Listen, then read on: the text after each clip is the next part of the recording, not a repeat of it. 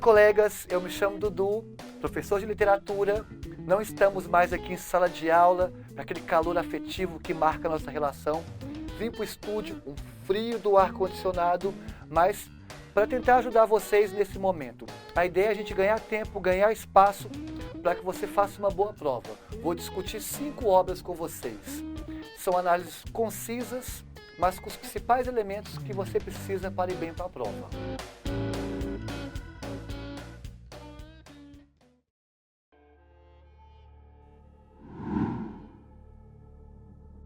Camões dispensa apresentação. Ele só é o maior poeta da literatura portuguesa de todos os tempos. Todo mundo aí já ouviu falar de Camões, já leu alguma obra de Camões. Contexto.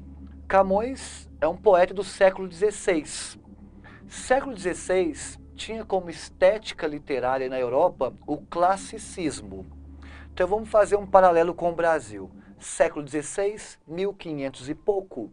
No Brasil nós tínhamos a chamada literatura de viagem, com a Carta do Peru Vaz de Caminha, a literatura de catequese, com viajantes europeus que queriam catequizar índios, enquanto que Portugal vivia o apogeu da sua literatura com Camões, no chamado classicismo. E o que é o classicismo?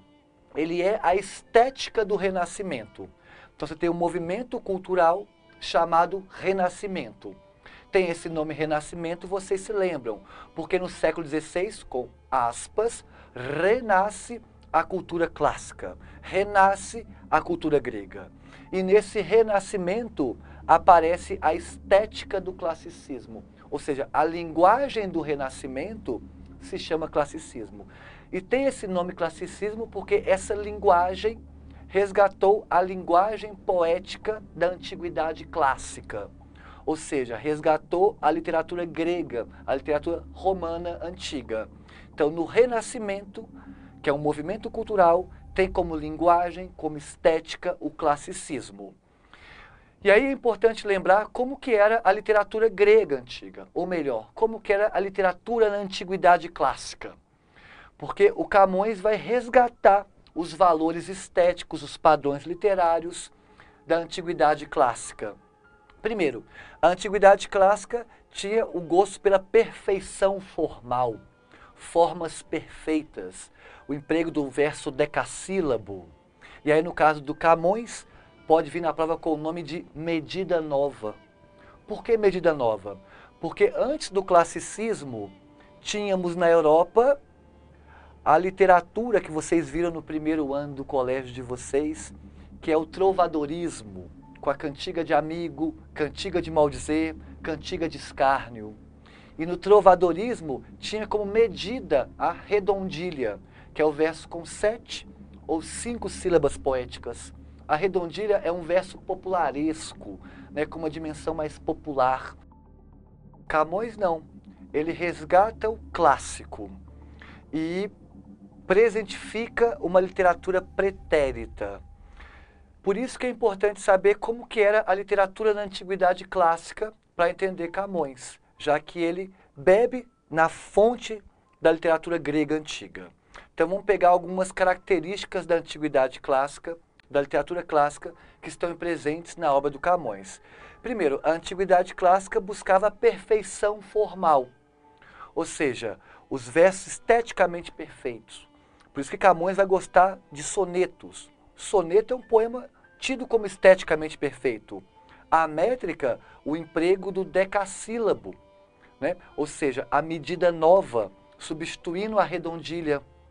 Outra coisa que a antiguidade clássica gostava, simetria, equilíbrio. Então são esses temas, esses traços, simetria, equilíbrio, perfeição. Isso vão estar presentificados em Camões. Além disso, temas elevados, nobres, heróicos. Por isso que há em Camões temas como o amor. A lírica camoniana se debruçou sobre o amor, porque o amor é um termo heróico, né, que glorifica a alma, engrandece o espírito. Né? E palavras importantes para entender a poesia lírica do Camões, os sonetos de Camões. Primeiro, mimese ou mímese. Mímese ou mimese significa imitar, né? Tanto é que na biologia tem o mimetismo, né? Quando um animal copia outro animal. Então, a poética do Camões ela é alicerçada na ideia de mímese ou mimese, que é imitar a perfeição. Ele queria imitar o perfeito. E se é imitar o perfeito, a perfeição estava nos poetas clássicos. Por isso que é um resgate ao clássico, essa mimese, marca da poesia camoniana. Outra palavra importantíssima é o maneirismo. O maneirismo é um traço que configura a poesia dele. Qual que é a ideia do maneirismo? Ele é um poeta do classicismo, isso já ficou claro. Tanto é que ele resgatou a antiguidade clássica. Só que o Camões é um poeta de transição entre o final do classicismo e início do barroco. Esse período de transição se chama maneirismo. É a transição entre o barroco e o classicismo. Por isso que há inúmeros traços da literatura barroca antecipadas na poesia do Camões. Mas em hipótese alguma, você vai dizer que Camões é um poeta barroco. Ele é um poeta do classicismo.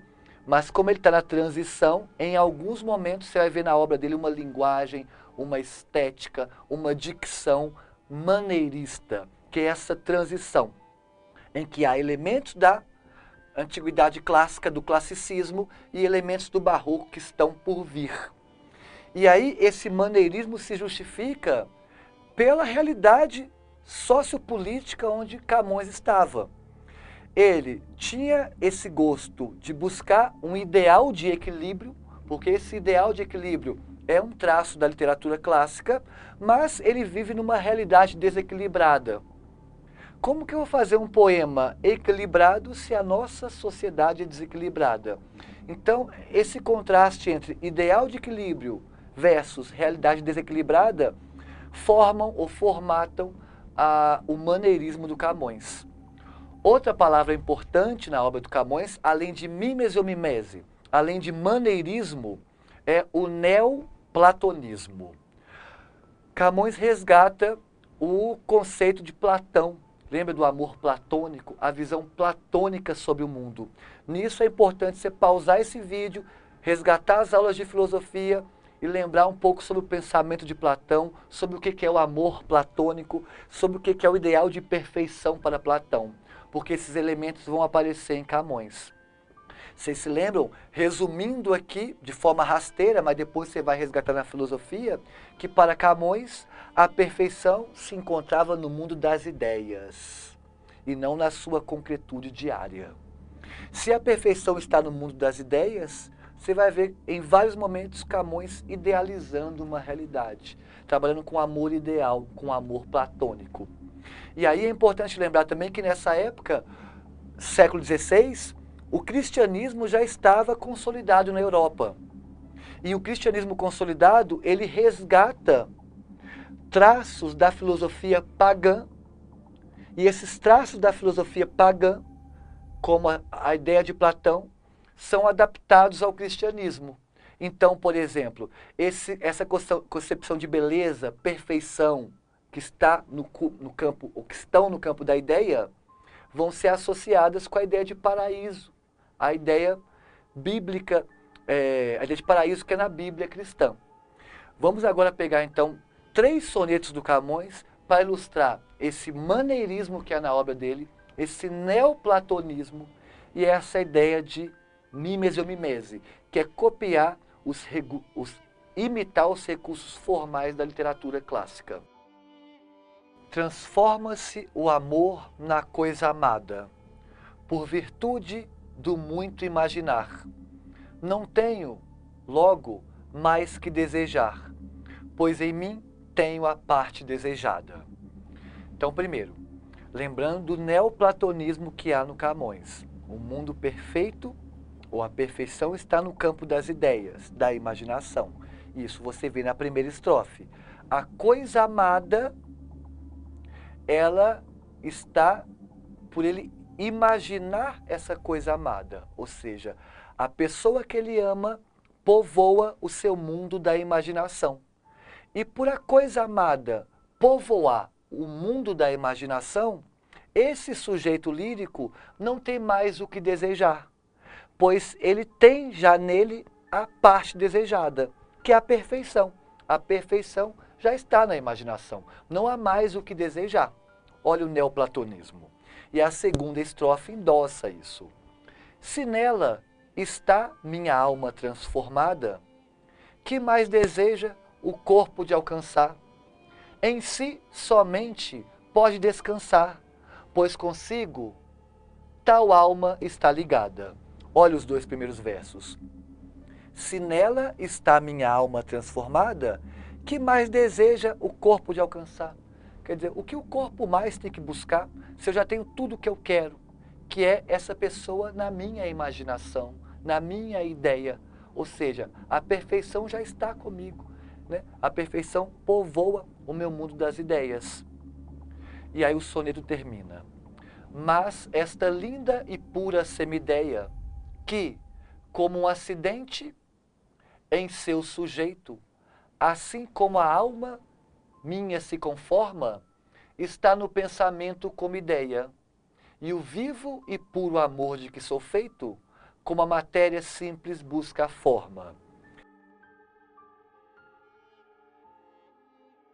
Estrofe um pouquinho complicada, mas vamos lembrar, nas duas primeiras estrofes ele aborda a ideia de que a coisa que ele ama povoa a sua imaginação, então não há mais nada o que ele buscar. E aí essas duas últimas estrofes vão contradizer o que ele abordou nas duas primeiras. E essa contradição é iniciada no primeiro terceto com o vocábulo mas. O mas já aponta para essa contradição.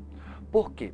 Ele põe, mas essa linda e pura semideia está no pensamento como ideia, e o vivo e puro amor de que sou feito, como a matéria simples busca a forma. Nesse último terceto ele se vale da inversão sintática, também chamada de hipérbato. E quando coloca essa frase na ordem direta, fica claro o que o Camões quis mostrar, que é: e o vivo e puro amor de que sou feito busca, como a matéria simples, a forma. Ou seja, a matéria simples busca a forma. O meu amor vai buscar a forma, o meu amor vai buscar a concretude, o meu amor vai buscar a materialidade e a realização. Ou seja, nas duas primeiras estrofes ele aborda o amor idealizado, o amor perfeito que está na sua cabeça. Mas ele, no final, mostra que não está satisfeito com isso. Porque, apesar da perfeição estar nas suas ideias, ele ainda vai buscar a forma, a materialização, a realização desse amor. Então, há nesse poema esse contraste entre o neoplatonismo, né, de um amor idealizado, mas esse é o lírico angustiado, porque, embora ele saiba que a perfeição da amada está no seu mundo das ideias, ele ainda busca, como matéria simples, a forma. Ele busca ainda realizar esse amor. Vamos agora pegar outro soneto do Camões, que é um dos mais famosos. Lembrando que esse gosto por soneto é uma marca da literatura clássica. A perfeição formal, a medida nova, o decassílabo que Camões usa. Vamos lê-lo e interpretar estrofe por estrofe. Amor é fogo que arde sem se ver, é ferida que dói e não se sente. É um contentamento descontente, é dor que desatina sem doer. É um não querer mais que bem querer, é um andar solitário entre a gente. É nunca contentar-se de contente, é um cuidar que ganha e se perder. É querer estar preso por vontade, é servir a quem vence o vencedor. É ter com quem nos mata lealdade. Mas como causar pode seu favor nos corações humanos amizade, se tão contrário a si é o mesmo amor? Um soneto famoso de Camões e que povoa bastante os vestibulares. Vamos interpretá-los aqui parte por parte. Primeiro, há um uso anafórico do amor é, amor é. Vocês se lembram que a anáfora é a repetição de um termo, de uma palavra. E qual que é a importância da anáfora? É que você percebe um sujeito lírico angustiado porque ele busca a todo preço tentar definir o que é o amor. Daí ele usar o amor e o verbo amor é essa construção se repetir por todo o poema. E aí ele vai tentar primeiro definir o amor no ponto de vista sensorial, quando ele põe amor é fogo que arde sem se ver, é ferida que dói e não se sente. É ele por meio do campo sensorial tentando definir o amor, mas ele não consegue, porque uma ferida que dói e não se sente é uma imagem lógica, é um fogo que arde sem se ver, é ilógico. Então ele fracassa na tentativa de definir o amor. Não conseguindo definir o amor no plano sensorial, ele vai para o plano emocional na segunda estrofe, quando ele fala, é nunca contentar-se de contente. Também não consegue, porque é uma imagem contraditória, ilógica. Insatisfeito em não conseguir definir o amor no ponto de vista sensorial, como também no ponto de vista emocional, ele vai para o ponto de vista moral agora. Quando ele fala no primeiro terceto, é querer estar preso por vontade, é servir a quem serve o vencedor, é ter com quem nos mata lealdade. Como assim ter lealdade por alguém que nos mata? Isso é um debate moral e lógico também. Então ele não consegue definir o amor em nenhuma das três dimensões. A dimensão sensorial, a dimensão emocional e a dimensão moral. Então ele conclui no último terceto que o amor ele é contraditório, multifacetado. Se ele é contraditório, não há como defini-lo. Ou a melhor definição é a aceitação da sua contradição. E como ele é contraditório, o Camões se vale de uma linguagem repleta de antíteses e paradoxos, sobretudo paradoxos. Paradoxo que é a fusão dos contrários. O melhor exemplo é uma ferida que dói e não se sente. Como assim é uma dor que eu não sinto? Isso é um paradoxo. E esses paradoxos que ele usa apontam para duas questões. A primeira, a mais óbvia, a impossibilidade de definir o amor, porque ele é tão contraditório como um paradoxo. E segundo, que há na poesia do Camões um barroquismo, um traço barroco, que é o gosto pela contradição, pelo paradoxo, pela linguagem rebuscada. Por isso que há no texto dele, que nós vimos no começo da aula, de maneirismo. E a dica que eu dou é, qualquer soneto do Camões que vier, preste sempre atenção no último terceto. O último terceto tradicionalmente sintetiza o poema. É um resumo do poema, é uma condensação de tudo aquilo que já foi discutido. E nesse último terceto ele condensa a ideia principal, que o amor, ele por si só, é contraditório. Vamos agora para o terceiro e último soneto do Camões, para vocês perceberem o tom dos outros poemas ou dos outros sonetos que estão presentes na obra. O tempo acaba o ano, o mês e a hora, a força, a arte, a manha, a fortaleza. O tempo acaba a fama e a riqueza. O tempo, o mesmo tempo de se chora. O tempo busca e acaba onde mora. Qualquer ingratidão, qualquer dureza. Mas não pode acabar minha tristeza, enquanto não quiseres vós, Senhora. O tempo, o claro dia, torna escuro, e o mais ledo prazer em choro triste. O tempo, a tempestade em grãos, bonança. Mas, de abrandar o tempo, estou seguro. O peito de diamante, onde consiste a pena e o prazer desta esperança. Lindo poema do Camões, soneto lírico, emotivo, que vai mostrar um pouco do neoplatonismo na obra dele. Porque o tempo ele é personificado e assume a imagem do deus Cronos. Na mitologia grega, lembrando que o Camões está sempre flertando com a antiguidade clássica, Cronos, deus do tempo, devorava tudo. E aqui mostra um tempo que destrói tudo. Daí ele repetir, né, anaforicamente o termo, a construção ou o sintagma, o tempo. Então o tempo acaba o ano, acaba o mês, destrói a hora, destrói a arte, destrói tudo. Né? O tempo acaba a fama, acaba a riqueza, o tempo si só já chora.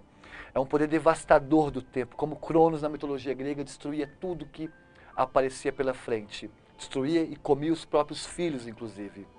O tempo busca e acaba onde mora. Qualquer ingratidão, o tempo acaba com qualquer dureza. Mas o tempo que tem esse poder todo não consegue acabar com minha tristeza. Olha que bonitinho, que fofo. O tempo pode destruir tudo, menos a tristeza do eu lírico. Porque só existe uma pessoa capaz de acabar com a tristeza, que é a senhora dele. Ou seja, olha a visão idealizada. A mulher está num patamar acima do tempo, né? Ela tem mais poder do que o próprio tempo. Maravilhosa a leitura do Camões. E aí ele põe: o tempo, o claro dia, torna escuro. O ledo prazer em choro triste. Olha como o tempo é capaz de transformar tudo. E aí você vê um recurso antitético. Lembra que as antíteses são marca da literatura barroca, que é o que você vê aqui, ó. A todo momento uma linguagem antitética. E o último terceto sintetiza o poema, que ele termina assim: mas de abrandar o tempo estou seguro. Ele está seguro que o tempo vai abrandar, vai amolecer o diamante que há no peito da mulher amada. E aí lembra da composição química do diamante, né? É muito difícil você, né, dissolver um diamante. Mas ele tem certeza que o tempo, inclusive, vai dissolver, vai abrandar o diamante que há no peito da mulher amada. E dentro desse peito que há a esperança de prazer do eu lírico. Está aí o neoplatonismo, essa visão idealizadora da mulher que o Camões resgata e faz esse belíssimo soneto. Então, para a prova, tentem ler a obra do Camões usando como lente essas palavras: maneirismo, classicismo, e nesse maneirismo é justamente a fusão entre elementos da estética barroca com aspectos da literatura clássica. E também lembrem-se do conceito de mímese e mimese. E, sobretudo, o neoplatonismo que atravessa a obra do Camões, que gosta de uma perfeição formal com temas elevados. E o amor é um tema recorrente, porque o amor, ele glorifica a alma e enobrece o espírito. Boa prova para vocês.